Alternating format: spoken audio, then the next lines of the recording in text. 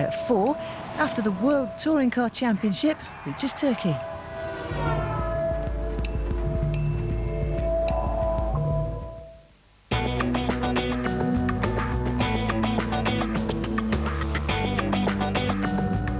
Sport on 4 is sponsored by 888.com, the world's online casino and poker room.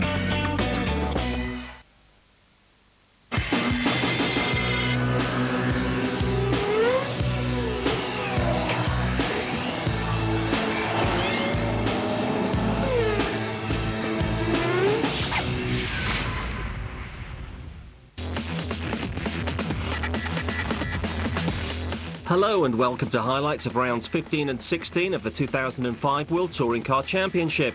My name is Simon Potter and I'll be guiding you through all the action.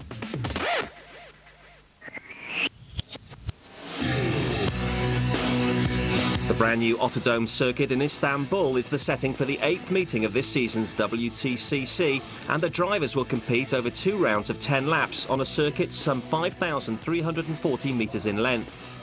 But before we head to Turkey, let's get a reminder of what happened in rounds 13 and 14. Last time out in the heart of the former Eastern Germany at Oschersleben, another new racing facility. It was 2 Britons that contested the lead of the first race, James Thompson and Andy Priaulx. But Thompson was handed a drive-through penalty, hobbling his race weekend. Priaulx was left free at the top of the field to win his first race. But for everybody, the German weekend will be remembered for one major fact. The first international win for Alex Zanardi since he nearly lost his life at the nearby Lausitz ring in 2001. This is how things stand going into the racing at the Autodome. Germany's Dirk Müller leads the championship by the narrowest of margins over Britain's Andy Priaulx. Italian Fabrizio Giovanardi is in 3rd place with 57 points. That victory for Alex Zanardi last time has moved him up to 12th overall. So let's get to our commentary team of Martin Haven and David Leslie for qualifying, followed by the first race of the day. The story of qualifying was that it was a comprehensive red wash. The Alfa Romeo drivers might have battled with each other for the honour of being on pole, but essentially it went to the car with the least amount of weight. Gabriele Tarquini set the fastest time in the session. James Thompson in 2nd place, as he was last time out in Oschersleben. Augusto Farfus Jr. was the man who set the 3rd quickest time. But Giovanardi, it would seem, from this weekend on, is the nominated championship hopeful for the Alfa Romeo team. Certainly not beyond the bounds of possibility that a lot of teamwork would go on behind the scenes to try and make sure that Giovanardi was the man who ended up at the top of the pack. Certainly a win in race 1 looked as though it should be a mere formality with his 3 teammates to help him. Stefan Ortelli in the French Seat is the best of the rest ahead of Peter Terting. Andy Priaulx pulling out a superb qualifying performance. Top BMW to break up the front-wheel drive domination of the top 8. Championship leader Dirk Müller in 10th place. Red lights are on and a very quick change again as at Oschersleben. Away they go. Look for the BMWs. Well, Andy Priaulx, the best of the BMWs, doesn't seem to be showing well. It's going to be Alfa Romeo's 1, 2, 3, 4. Priaulx edges one of the Seats. That's Hori Kane out of the way, and he gets past Ortelli as well. So that's him up in the 5th. Ortelli's in 6th and Peter Terting in the 7th. Well, Dirk Müller also trying to make the best of the start as well. He started from 11th place on the grid. But it's Andy Priaulx in the number 1 car, and Dirk trying to come around the outside, goes inside Terting, but he is now in a 4-car Seat sandwich. One of them's on the dirt, and that's Ortelli. Oh, and Ortelli can't collect it coming down the hill. He takes Terting out, and that opens the door for Dirk Müller to get through. This is onboard camera right behind the Seat lane of Hori Kane. And there, again, you can see Ortelli in the midst of the Chevrolets. He's down the inside. He's got a problem. I think he's got a right front puncture. He had a big lock up there. It's the unladen wheel, but maybe it's more than just the braking. Yeah, he got involved in there and took one of the Chevrolets wide with him. That lost him about another 5 places. So it's all changed further back. But up front, here are the 4 cars. 1 car Alfa already away at the front. And that looks like it's Tarquini away at the front. James Thompson in second, was in second very quickly. Giovanardi. He's the one who's lying closest to the BMWs in the Points Championship. He came past there very easily into second place. Look at that, it's easily 6 cars wide down the hill, and they're very much trying to line up alongside each other in that big overtaking area. But the really big one is at the end of the road here. Now, don't forget, although Tarquini is in front as we ride with Giovanardi, he's best placed in the championship. No surprise to anybody then that Farfus and Thompson have let him get by on this first lap.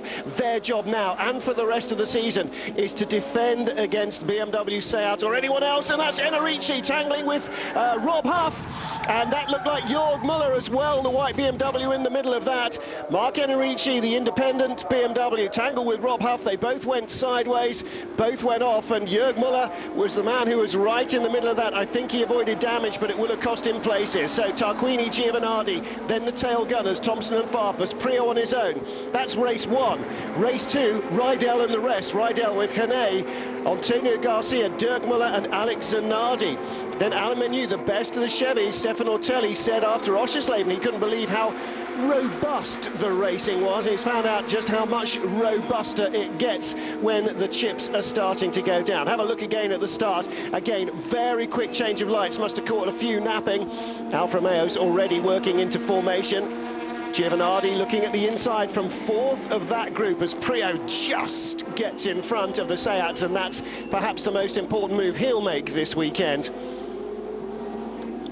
And you see that was Giovanardi there, starting at the back of the Alfa Romeos, but very quickly past James Thompson and Augusto Farfus up into second place. Well, here we go. This is replay of lap 1 because Ortelli is right behind them there, and that all went to Helena Hancart as they got on the second downhill run down to turn 5. So a 10-lap pair of races, or a pair of 10-lap races here. Farfus just checking to make sure everybody in front of him is still wearing red clothes, and they still are. Quite sure that was all about. And here comes Dirk Müller under pressure from Alex Zanardi. And Zanardi's story of Oschersleben really quite a remarkable one. You do forget when he's racing that he's anything other than a normal racing driver. You forget that he's controlling this car almost exclusively with hand controls that have been developed specifically for him to race a touring car. And a fantastic job they've allowed him to do as well. Priaulx being dropped by the BMWs and being reeled in by Ricard Riedel, the best of the Seats. Here comes Zanardi putting in the move on Dirk Müller. And David Leslie, Dirk Müller here caught between a rock and a hard place. Doesn't want to lose too many points, but can't avoid, can't risk a damage and throwing any points away. So he's got to be a bit canny. He needs to score points. Whatever happens, he needs to score points.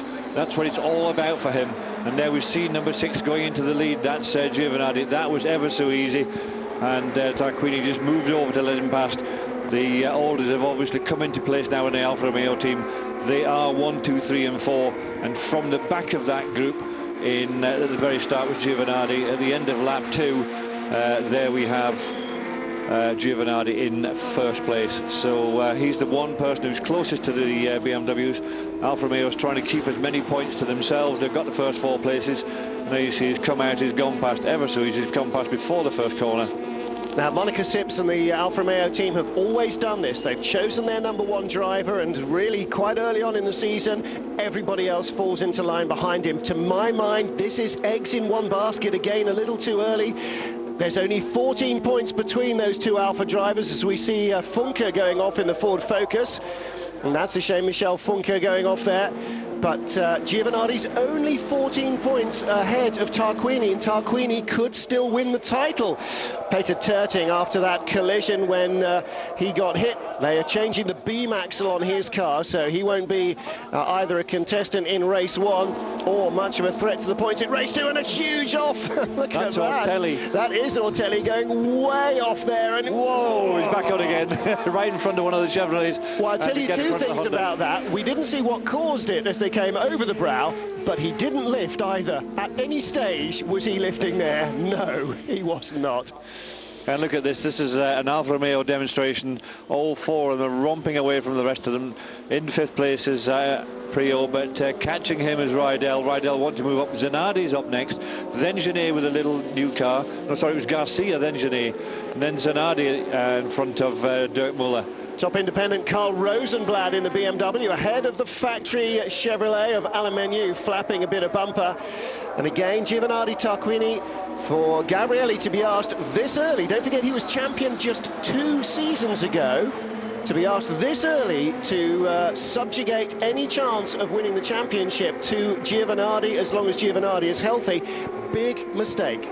Maybe not. Maybe it'll turn out to be exactly the way it needs to be. When you're behind, you have to take some chances, and maybe putting all of the effort on Giovanardi's shoulders is the best chance. But here, where they've got a clear advantage, let them race. Let them race. Anyway, Alphas 1, 2, 3, 4. Giovanardi way offline. He made a mistake, and I think Tarquini's coming back. Cameraman thinks he might be as well. Well, Gabrielli's not pushing the point too much there, and Giovanardi defending hard. He got away with that, but that is exactly why you can't put everything on one man's shoulders too early.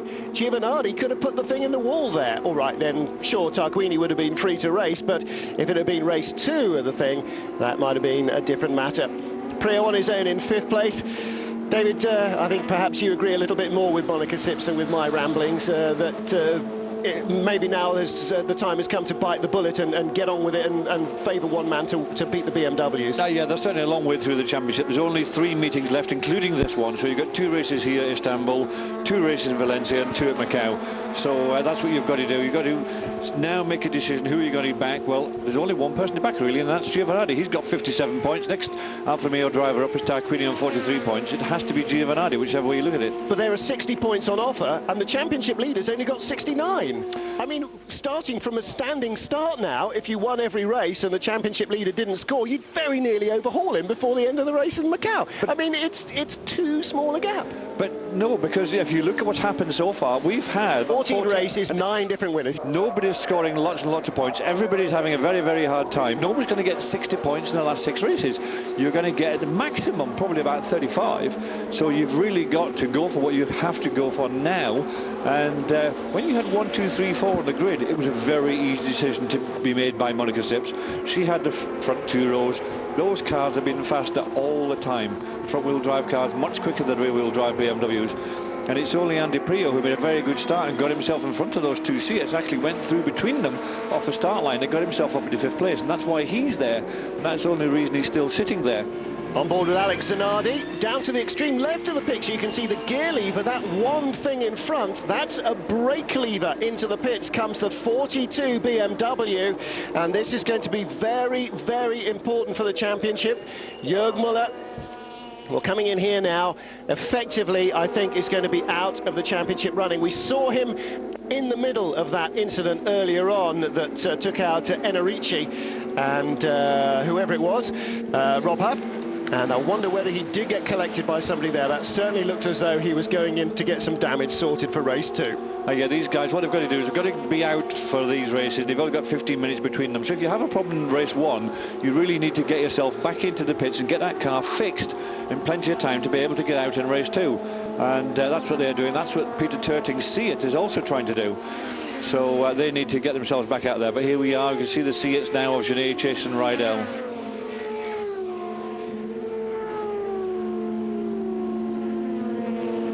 Best of the non-red cars, that's Andy Priaulx in the BMW Team UK entry, still holding on to 5th place.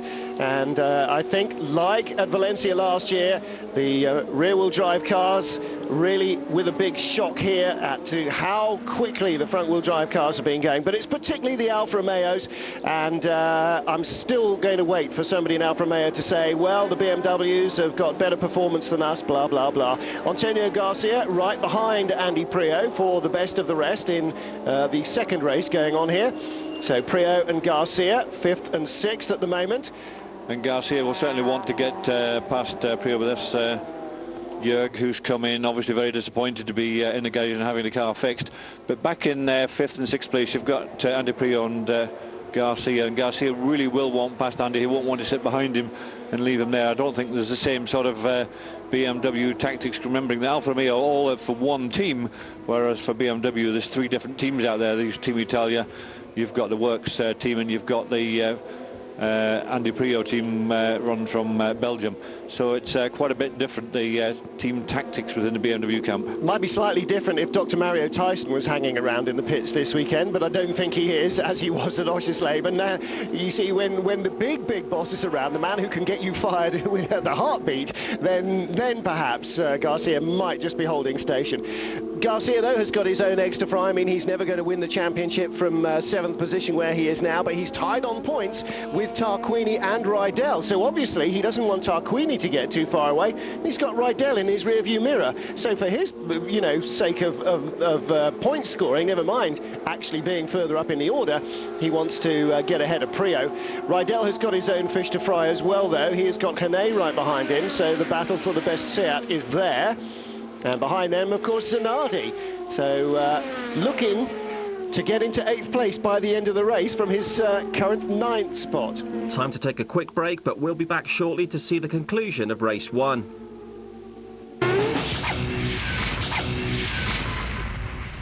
Welcome back to round 15 of the World Touring Car Championship from the Autodrome circuit in Istanbul. We rejoin the race where we left it on lap 5. Garcia goes ahead of Priaulx, and Priaulx, like Dirk Muller, has just got to be careful.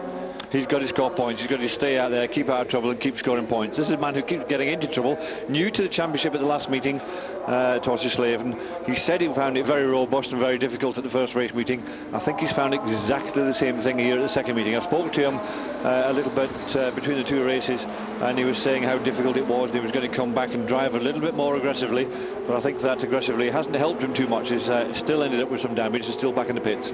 Dirk Muller out of the points in 10th place, so no points for the championship leader at the moment. Andy Priaulx is scoring, the man who comes here just 1 point behind Dirk Muller, although 2 wins behind, again on board with Zanardi. Zanardi really, again, driving another great race, and at the moment, David, just a couple of laps away from being on top of the pile when it comes to race 2's starting order, and that, of course, is exactly what happened at Oschersleben. But I don't think that 4 BMWs or 2 BMWs and 2 Seats, or however it works, will be able to keep the Alphas behind. Lock up at the front of the queue. That was Priaulx. No, maybe it was the maybe it was Rydell. Yeah, I don't know. Rydell, who just dropped back to a fraction there, but you've now got Zanardi chasing these 2 Seats. So obviously in the race, the BMWs, certainly in the midfield part, the bit we're talking about rather than right up front, are doing quite well compared to the Seats. Oh dear, Alex got a wheel on the grass there, and it was never coming back on. That's a very long, challenging corner. And that's where Ortelli went off earlier. So he's lost a little bit of pace on the Seats. But up front here, we've now got Garcia in 5th place. 6th place is Priaulx. 7th is Rydell, and 8th is Genet. So if it finishes like this, we'll have an all Seat front row. At least until the first corner. Yeah. And they are 2 different cars, remember. You know, you've got the 2 Seats here. One's the Leon and one's the Toledo.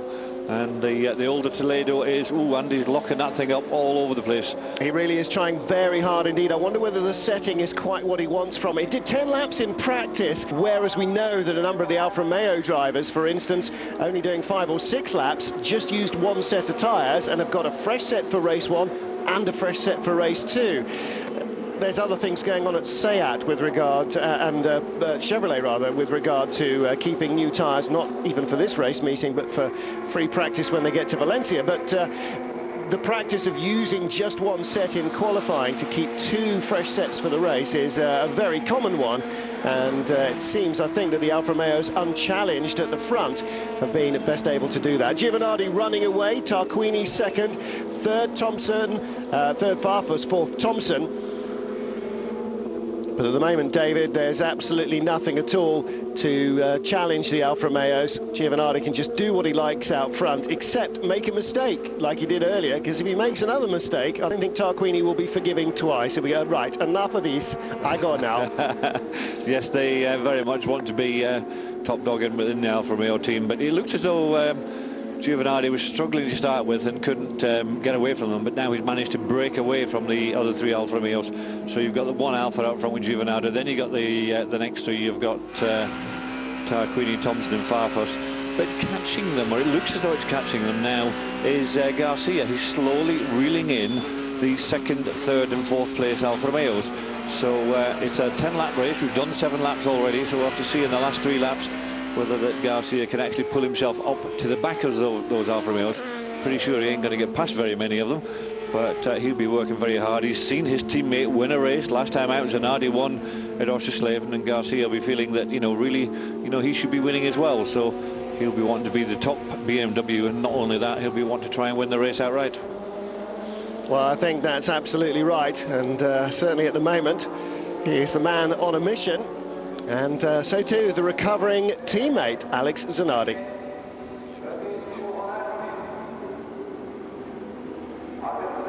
Eight laps in the books, 2 to go. Giovanardi, Tarquini, Thompson, Farfus, then Andy Priaulx, behind Antonio Garcia. That is the best non-BMW. And Priaulx behind, Rydell easing away from Genet. Maybe now the slightly better aerodynamics of the older shape booted Toledo are helping it stay ahead of the new Leon. One of the problems that the Leon has, along with the Ford Focus, is the hatchback 2-box shape, as you call it. One box at the front that holds the engine and another box that holds the occupants, whereas the BMW you're looking at has got a 3rd box on the back that holds the luggage. The 2-box shape is not as efficient through the air for a racing car as the 3-box. You can see the back window of the BMW, the air flows down it and is clear at the rear wing. Gets a good look at the rear wing, if you like, in aerodynamic sort of style parlance. Well, that's probably not what they say. But in a 2-box car, the rear wing is very much less efficient than in a 3-box car. And as a result, the Touring Car Commission, David, is starting to look at ways of trying to balance out hatchbacks versus saloons, because certainly already Seat are moving to a hatchback, Ford are using a hatchback, and it's not beyond the bounds of possibility that a number of other teams who may want to come in would like to be using one as well. Dave Bembo there on the radio. Everybody's on the radio at Chevrolet, actually, it seems. Yeah, Chevrolet have a big enough job keeping their straight line speed up without having a little aerofoil out the back there, trying to slow them down even more. Yes, I think even Alfa Romeo were looking at the possibility of a hatchback for next year, so that's one of the things that's being discussed. How can they balance out the downforce available from a hatchback compared to the downforce available from a 3-box car, the type of car that we're looking at up front here now with the Alfa Romeo. But there's the leader.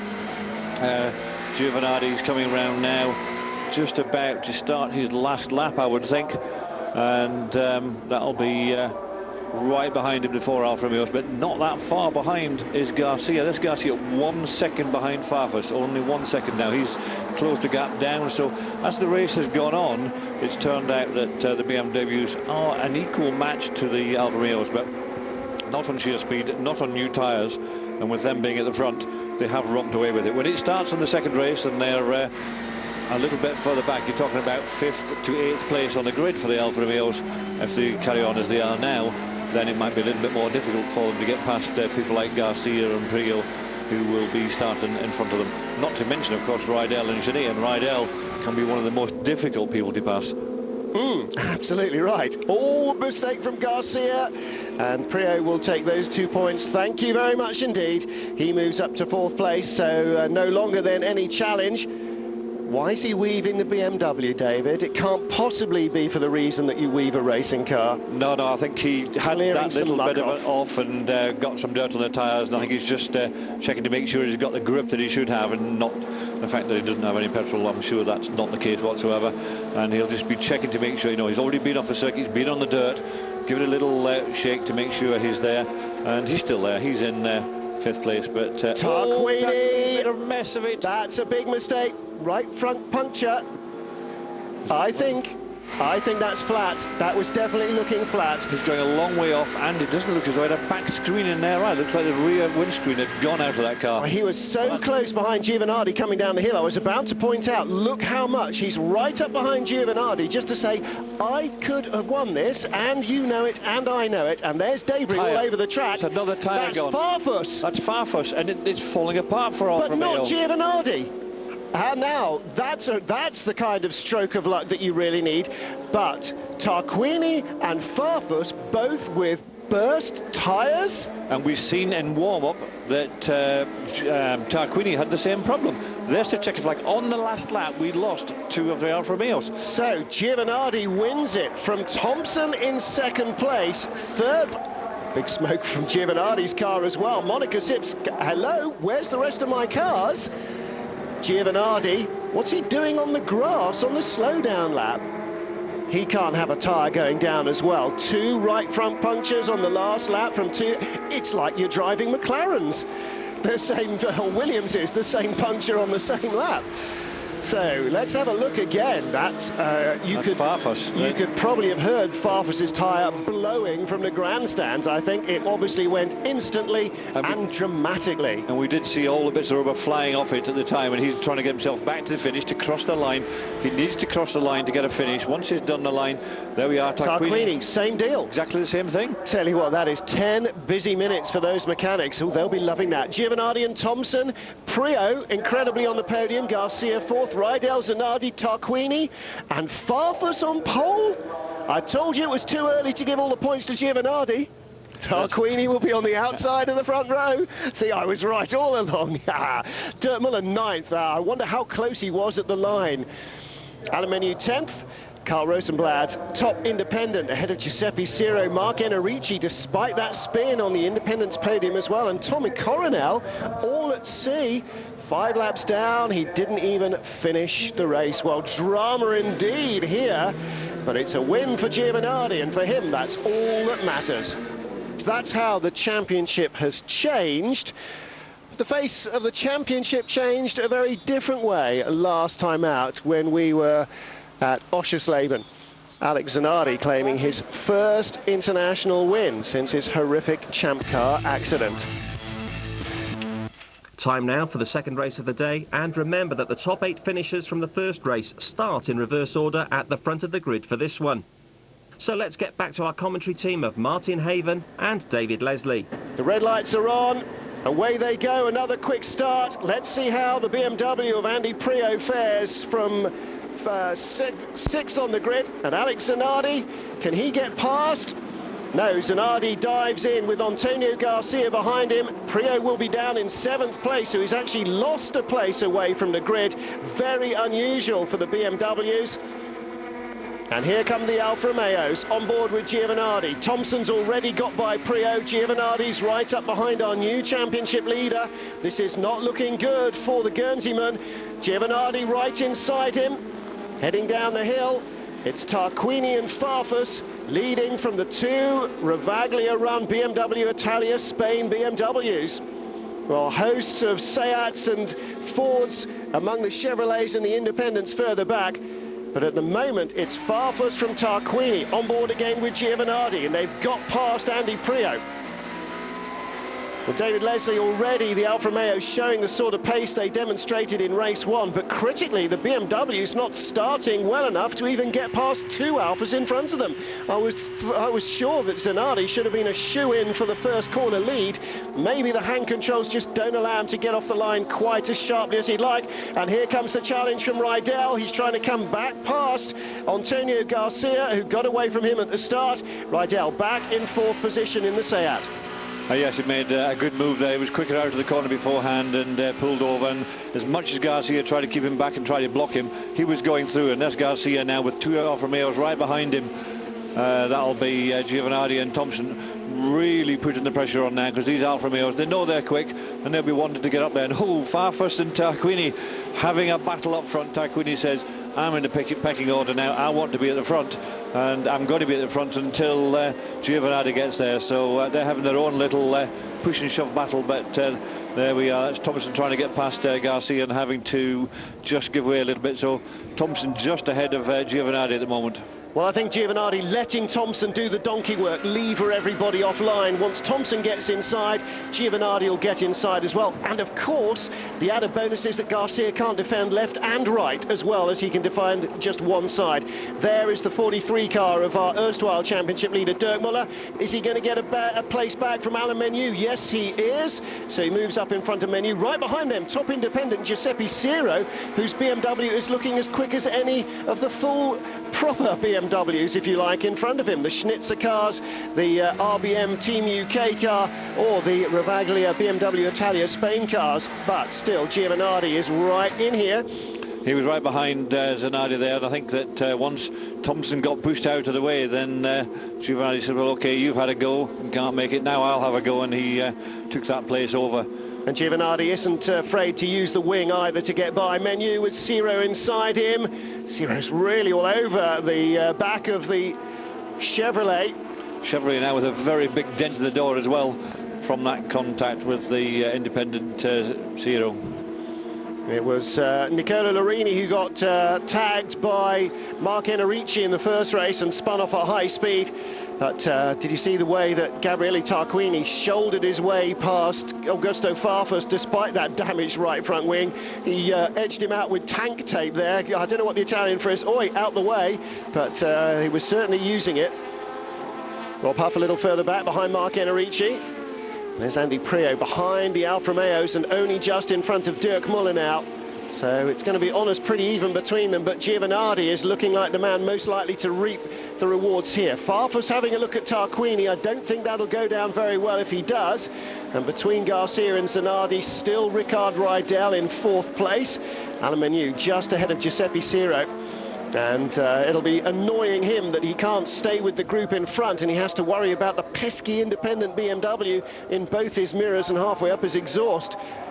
So Tarquini not escaping from Farfus, but equally not being caught by Antonio Garcia in third place, or Zanardi rather in third. Antonio Garcia having a look at Rydell, but not able to get through. Ciro late inside Menu, and he somehow avoided the contact. Giuseppe Ciro got it turned in even tighter, and he had a big slide as a result. Well, that's pressure off Menu for a lap or two anyway, or half a lap or two anyway. So out front, Gabriele Tarquini. Now, can Tarquini add to his winning tally here? Only one win so far. First race at Silverstone he inherited after Andy Priaulx's tyre let go. And there's a real battle here for third, fourth, fifth, sixth and seventh, and Ricard Rydell in the middle of the two Alfa Romeos there. Well, 5 cars in it. This is Ricard's view. We've got a camera in the middle of that as well with Giovanardi. And Giovanardi's got to avoid trouble. He wants to work his way through. He's very good at using traffic and manipulating his way through traffic. And this Alfa Romeo is not hanging around into the low, late afternoon sun. Don't forget, for Northern European viewers, closer to the equator means days are shorter, sun is lower. Giovanardi gets by, Thompson rather, gets by. So Rydell's been pushed out of that top group now to the back of the group. He'll be very unhappy about that, but he'll not give up fighting, I'm sure, till the very end. And seeing what happened at the end of the first race, then there's no reason to give up, because all of a sudden you could suddenly pick up places even on the last lap. Yeah, you might be able to see the fat lady, but until you hear her, nothing's done. Giovanardi down the inside of both BMWs. Oh, and he's got them as well. Garcia's turned round. He didn't get ahead of Zanardi, but that was Zanardi's camera we were using to look back, and Giovanardi came by like he'd accidentally lost the brake pedal. Here we go, down the inside. Boink, outbraked himself. Now, good thinking by Zanardi. Let him go, stood on the brakes, turned back inside him. Unfortunately, Garcia was the fall guy, but luckily for Giovanardi, Garcia was there. Otherwise, he'd have gone straight off. That's right, he was going way too quick. There he is, down the inside. Can't get it turned whack into He wasn't Garcia. going too quick at all. He knew exactly what he was doing. I don't think you give him enough credit, David. He knew exactly what he was doing there. That wasn't me playing on a PlayStation. That was a driver who's used moves like that for the last decade and knows how they work. And there's Garcia paying the penalty for being T-boned. So, now then, does Giovanardi get excluded from the results for a move like that later on, I wonder? I can't see that happening somehow, but let's see what we've got. Results from Spa would suggest that he should do. Ortelli out of the race. Looks like he's got some overheating issues. Everybody else, I think, is probably running a little close to the temperature margins as well. Time for another short break, but we'll be right back with the conclusion of round 16 from Istanbul. Welcome back to the World Touring Car Championship. We're midway through round 16 from Istanbul, so let's rejoin commentators Martin Haven and David Leslie. Looking back again from Zanardi, and now looking forward at Zanardi from Giovanardi. Oh, this is easily close enough to make a move.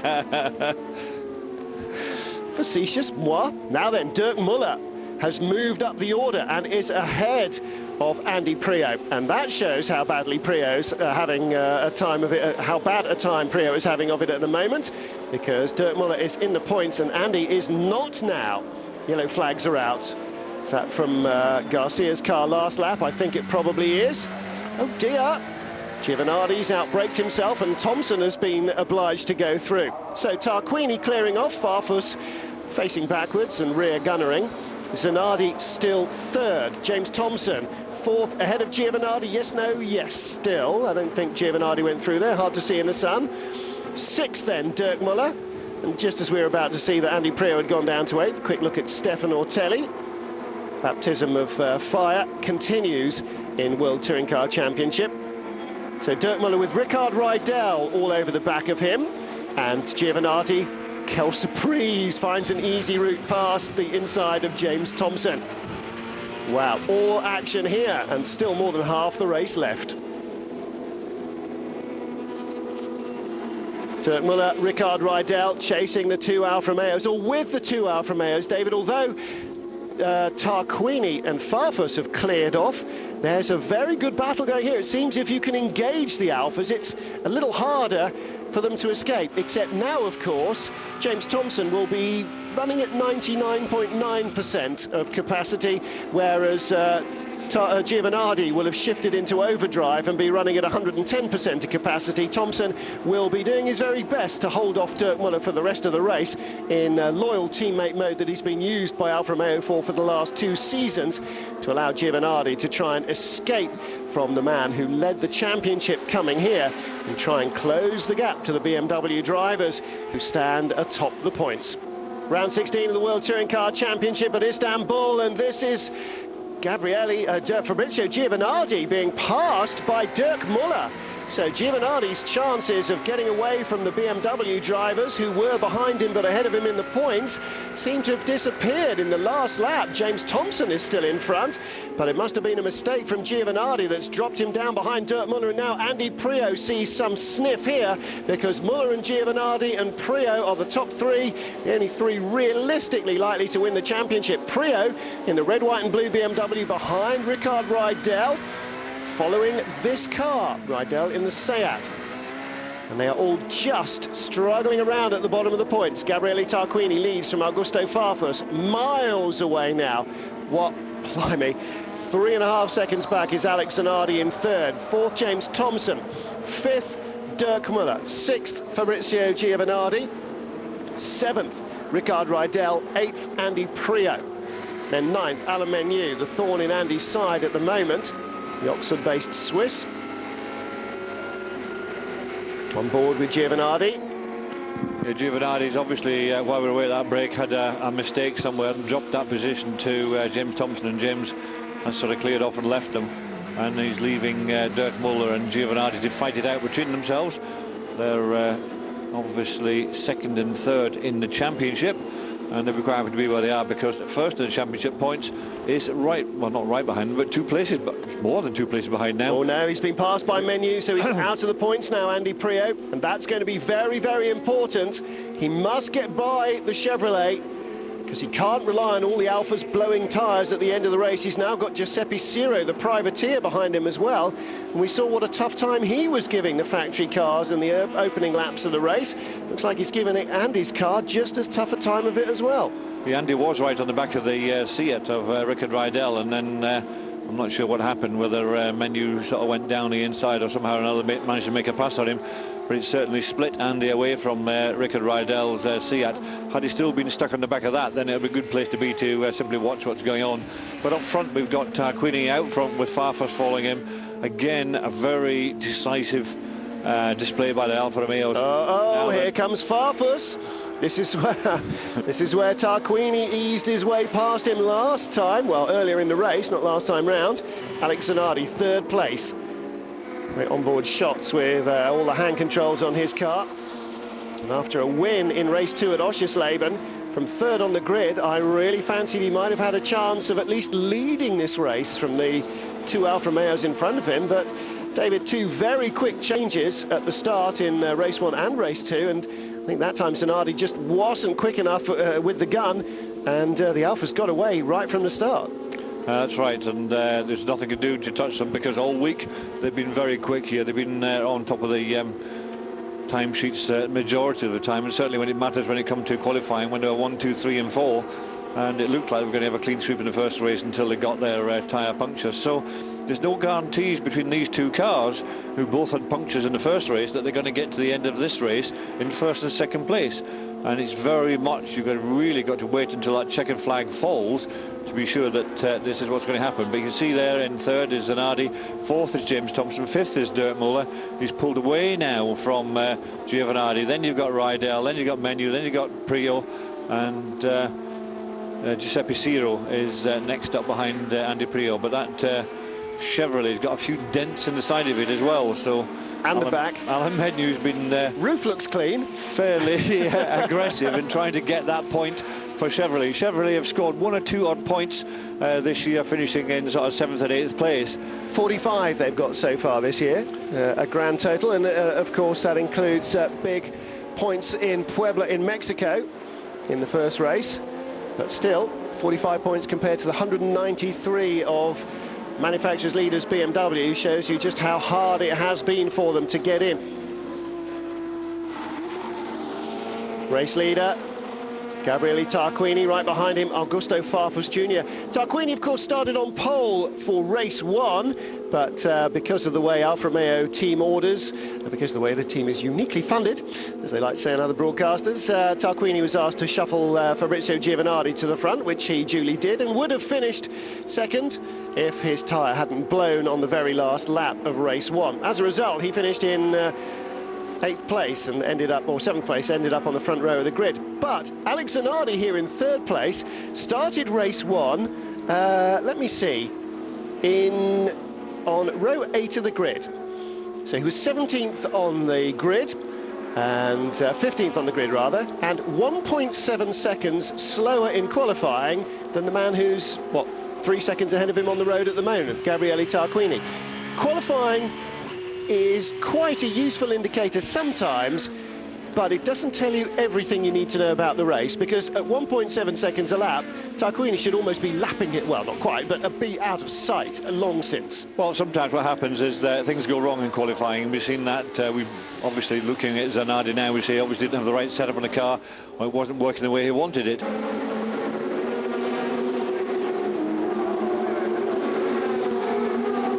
Last lap, Monica again, the nervous fingering of the rings there. She is not the heartless cynic that people occasionally make her out as. She's not cynical and heartless. She's a very good team boss. Now the Garcia Giovanardi crash being explored by the authorities. That, you'll remember, is where Giovanardi came from somewhere in the previous county down the inside of Zanardi, and Antonio Garcia overshot Zanardi and was mercifully retarded from going off into the catchment area by the presence of Antonio Garcia's BMW, which subsequently failed to go any further. Well, that will be for later on. Giovanardi currently 6th and on the way to a few points, but it's Gabriele Tarquini who's going to win this race from Augusto Farfus. Halfway around the last lap, last chance for Farfus to come down the inside, and he is. And then saying, OK, I'll let you win this, but I could have passed you. You know it, and I know it, but I don't want to get fired just yet. Zanardi in 3rd place, and yes, David, very good to see him there, because it does prove that this fly-by-wire throttle they've been trying to make work, that they've replaced at Oschersleben with a proper cable throttle from his hand controls, is much better for him. No. Farfus coming down the inside the final time. Yeah, he's going for it. Now that is absolute insanity. Farfus too far behind Tarquini in the points. Well, only 5 behind. Tarquini will be absolutely livid. Last lap move then Farfus sensationally will take this one, or will he? No, I wonder if there was just a slight bit of radio traffic there. Just possibly. Monica Sips doesn't look too unimpressed anyway. Very happy, the man in third place. Never mind the political infighting and the polemics going on in front. Never mind the flapping tank tape. The man in third place, Alex Zanardi, very pleased. A win last time out. Tied up the Italian Super Touring Championship last weekend in between World Touring Car duties, and now on the podium again in race 2. It proves that he is now a front-running contender. His car is where he wants it, and Alex is definitely in the zone. But, oh, Giuseppe Ciro and Ricard Rydell was that? Last lap, Giuseppe Ciro. Does that mean that Andy Priaulx will finish in the points? Can't possibly tell you, because our timing screen hasn't worked since lap 2 of race 1. But the winner then, Gabriele Tarquini. That'll be the guy in the number 2 car, director. And Augusto Farfus in the number 7 car in second position. Third place, Alex Zanardi. And there is Tarquini's car.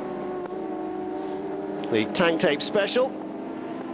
You have to say the mechanics did a fantastic job on the start line to turn that car around. And, well, sensational. I mean, very, very good heads-up teamwork to get him, when the car was pushed back through the garage, get in, get a tyre on, get out of the garage before the pit lane shuts, and they only just made it by probably seconds. So they were very, very well rehearsed on what they were going to do to get him onto the grid and then fix it if they could. Well, last lap, last big braking area. Farfus down the inside of Tarquini. Through the corners, last left-hander onto the straight. And Farfus runs out onto the curbs and, but gear selection problem there. Just lets Tarquini take it at the line. Quelle surprise. So there's your top 3, ladies and gentlemen. James Thompson taking 4th. Dirk Muller in 5th, Fabrizio Giovanardi with points in 6th, Ricard Rydell 7th, Alain Menu in 8th. Out of the points, the man who took the championship lead after race 1, 9th for Andy Priaulx. A very bad race for him. Testing times indeed. He started from 7th on the grid, should have had a chance, from 6th on the grid, should have had a chance to move up. Certainly at the start, if not earlier, but in fact struggled and eventually just slipped back down out of the points. Ahead of Peter Terting, Mark Enrici, the top independent, after Giuseppe Ciro's last lap clash. And Zanardi, delighted with his second podium in 2 World Championship weekends. There they are. 1 point lead now for Andy Priaulx over Dirk Muller. Fabrizio Giovanardi 4 off the lead. And how many is Gabriele Tarquini off the lead? he's got 55, is Gabriele. See, now, I said at the beginning of the race weekend, it's too early to count him out. He scored 3 points, 2 points less than Giovanardi this weekend.